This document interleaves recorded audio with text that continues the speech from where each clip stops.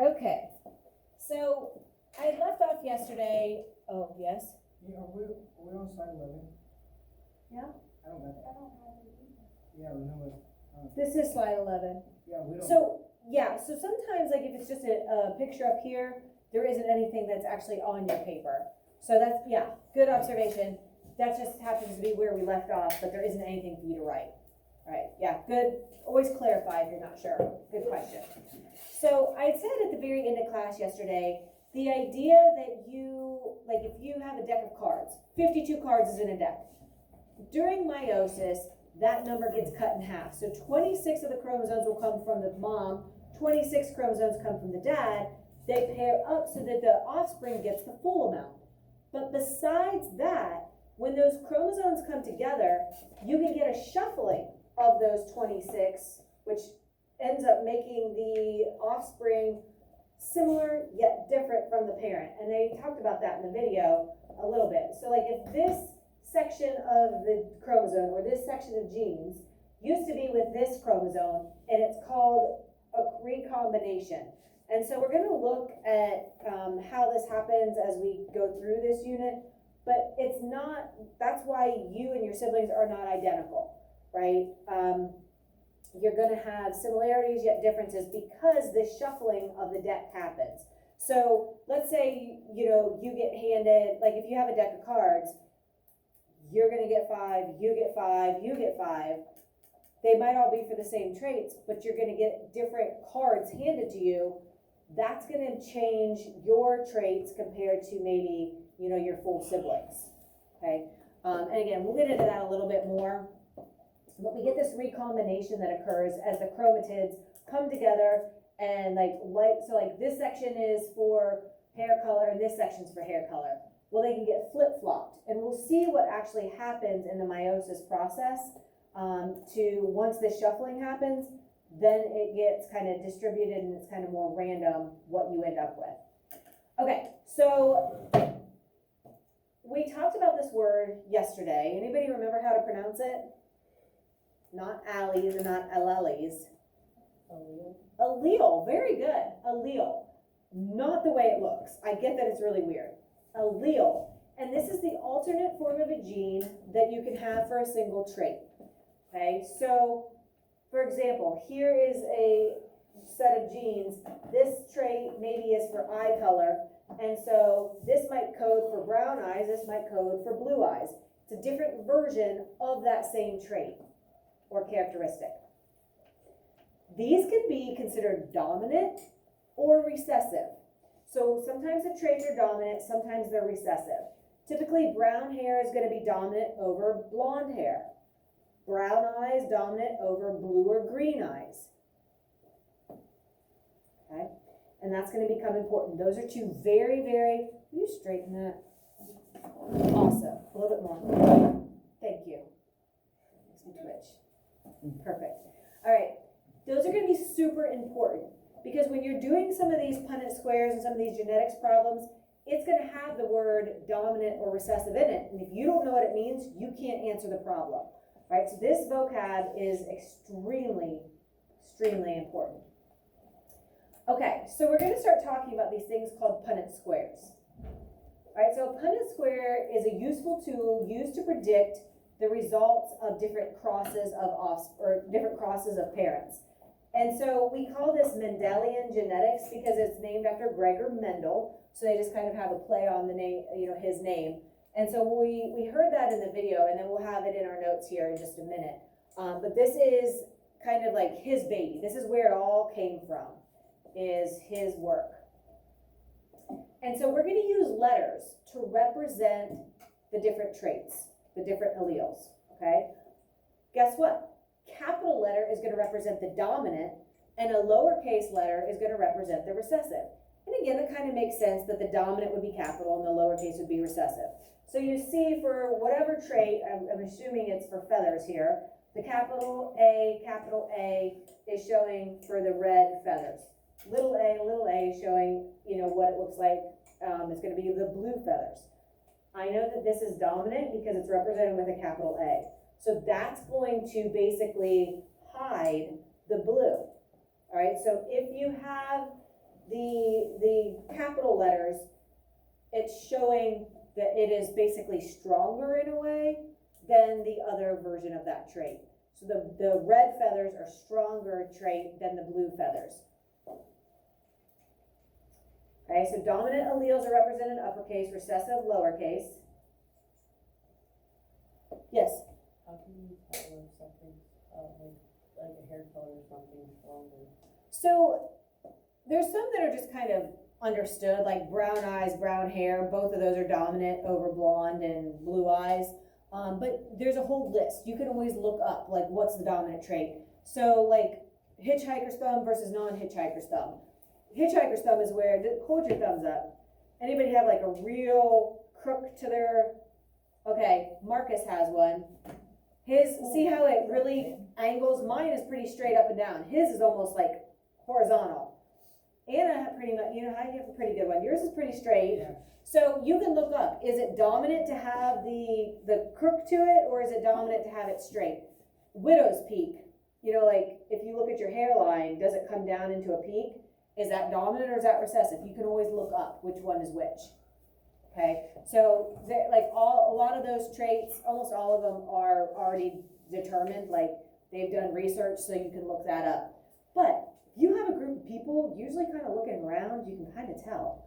Right, a lot of times. So what people seem like have the majority of, that's probably going to be the dominant trait. And so if you use that capital letter, you're showing that that trait is dominant. Okay. So if you look here, this one has a big letter and a little letter. Just like you would with a proper noun or like a person's name, you're always going to put the capital letter first. It just makes it less confusing for the rest of us. If we all follow the same rules or patterns, it just makes it easier as you're looking at everybody's work. So, like my name, if I say Tobin, little t, big O, little b, little I, little n, what? That's weird, right? Looking at that just makes me like, whoa, that's not right. That seems weird. Same thing here. If you would put a little a and then the big A, technically it really doesn't change what you're dealing with. It just, like, if you're used to it, when you see it, little a, big A, it looks wrong. Just like looking at this, looks wrong. So just like every proper noun, like if there's a capital with the two letters, put the capital one first. Here, two littles, doesn't matter which one goes first, okay? But here, it's more conventional. It's what we do with these Punnett squares. Okay, so get in the habit of, if there is a capital letter, list it first out of the two letters. Does that make sense? Sorry, a little bit of grammar-ish stuff in here today. Dominant, uppercase. Here's the thing. This is what makes it dominant. You only have to have one of those capital letters or one of the dominant alleles for that trait to show. So for me to have brown hair, natural brown hair, I only have, dang it, sorry, yeah, oh. It's black. Well, it's not blonde or red, so it's not black, I promise, it is brown, it's just dark. So to have that dark hair, is that better? Dark brown or black hair, I only have to have one of those alleles for black hair or dark hair. To have blonde hair, like Anna's is natural, right? You might have a little highlight, I don't know, but naturally, and like Kelsey and Malin, you guys all have naturally, Aubrey, you guys have no capitals for hair color. You have the recessive. So if the letter we pick is H for hair color, you would have two little h's, because the only way for you to have the recessive trait show is for you to have both little letters or both both recessive alleles. Okay, I could have maybe a capital and a lowercase, but the capital is going to show through. It dominates that trait. So, let's say you had blonde when you were born, and then it changes to brown. So here's the thing, kind of like even like animals, like their coat color, it changes a lot of times as they get older. You go with the adult version or when you're at maturity, like that's your normal hair color. Cause like I know I had blonde hair when I was little, like when I was young, it didn't last very long, but a lot of babies will have, lighter color hair and then it darkens as they get older. And I'm not sure exactly why, but that's a pretty normal thing. Like you see that in a lot of species, not just humans. So, it's just something as you grow, like you get your more natural, permanent hair color. Okay. Okay. So big A, little a, notice how I have my capital and then my lowercase. I also have my capital. That's an option too. Both of those would show the dominant trait. So if we're talking hair color, brown is dominant, I could either be this or this for that trait. Okay? Okay, last question. Okay, well. I doubt it's ever your last question, but Oh, no. let's hear it. But my hair changes blonde like a beach blonde in the summer. Okay, so that is an environmental factor, right? So just like a lot of us will get a tan in the summer, we're not naturally tan but we get that tanning effect in the summer just because of the environment. Good question though, but that's not like our normal genetics. Now, it is genetics whether or not you just burn, whether you tan, whether you get freckles, that's determined by your genetics. But actually being in the sun and getting that different coloration in the summer is just an environmental effect. Okay. All right, so we know that the recessive alleles are going to be lowercase. It has to have both be lowercase for that to show. So for Anna, for Aubrey, for Malin, for Kelsey, to have blonde hair, Mrs. Kramer, you have to have both lowercase letters. You cannot have the dominant or it's going to dominate, right? It has to be the recessive for both that you get from the mother and that you get from the father, okay? Little a is the only option. Make sense? Okay. So alleles can also be, here we go with two more really important words. They can be considered homozygous, meaning the same for a trait, or they can mean, so big A, or little a. So I have brown, or blonde, right? This trait came from mom, dad, but you're getting the same trait, no matter what it is, from both parents. So blonde and blonde, brown and brown, all right? That's what's given to you. You can also have the option of heterozygote being given to you, where you would have a big A, little a. Hetero means different. Homo means the same. Did we talk about these prefixes in here yet this year? Maybe must have been physical science, because we do talk about them in homozygous or homogeneous and heterogeneous mixture. So you get a lot of these prefixes. You probably are thinking of something when you hear the prefix homo, right? Let's just put it out there. Yes. Oh, okay. So the genus and species name for humans? Good. I love it. That's an actual scientific, that's the only scientific example I've ever been given. Usually people are thinking of relationships, a homosexual relationship where it's two genders, or people of the same gender, in a relationship. Same is the key word. I get it, like maybe you get a little uncomfortable. I'm not here to say one way or another about it, but what it means, and this is our everyday understanding of this prefix, when you hear homo, it's the same. People that are in a same gendered relationship, okay? Hetero, it's somebody, if they're in a heterosexual relationship, it is a relationship between two different genders. Are you with me? It's okay to think of it that way. That's where these prefixes come from. I know it makes you uncomfortable to hear it in those terms, but it's what it means, okay? So if you think of homo as same, well look, you have the same allele pair. Whether it's big or little, they're the same, okay? Here we have heterozygous, meaning different. Hetero means different. So you have one of each. You have a big and you have a little.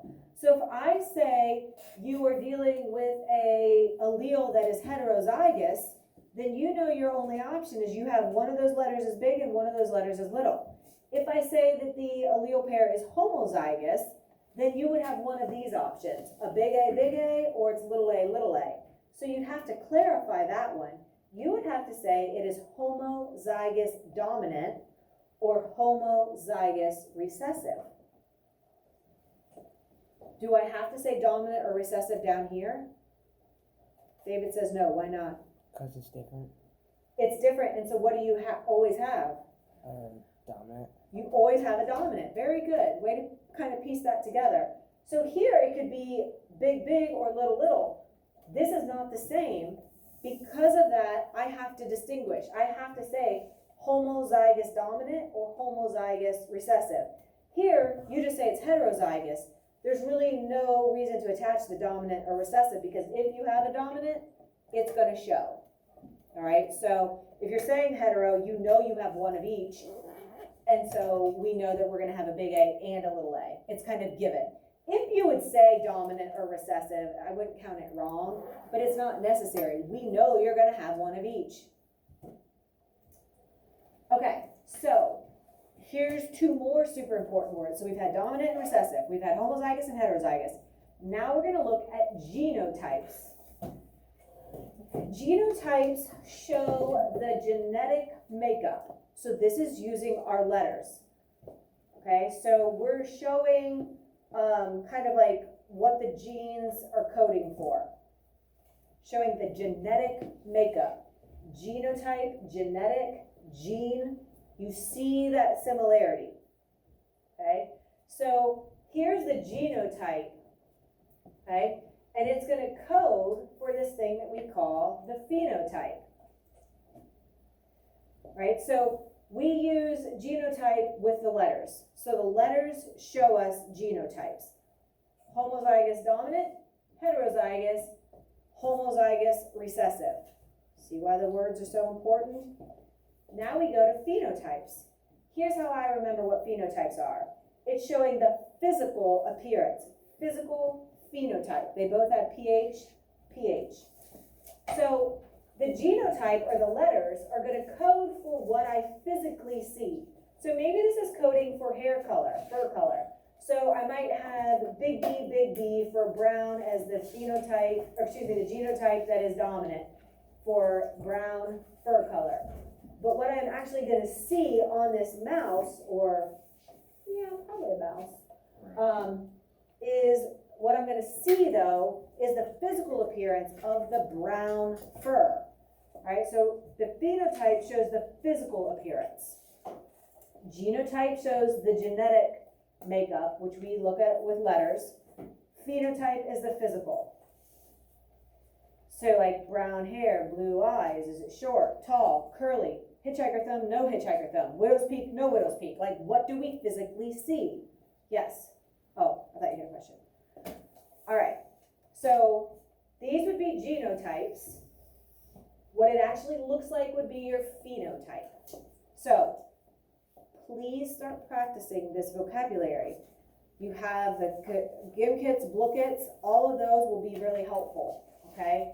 So make sure that you are looking at that. So here's an example, putting this all together, because like just hearing it individually, sometimes it's like, what in the world? So the flamingos below, we have the different allele combinations. We have big A for red, and we have little a that shows blue. So the genotype for the red is big A. The phenotype is red.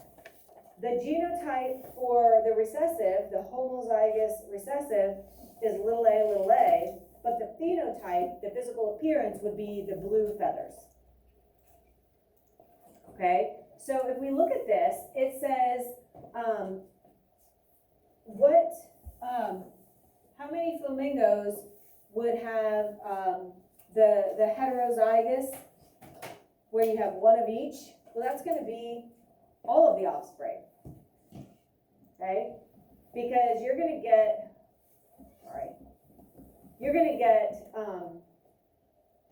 this letter is going to go here, this letter goes here, this letter goes here, this letter goes here. And so as you do that and bring those letters into those boxes, that's gonna help you kind of build your Punnett square and then be able to determine what you're dealing with. So we'll pick up with that tomorrow. Have a great day, guys. Make good choices today.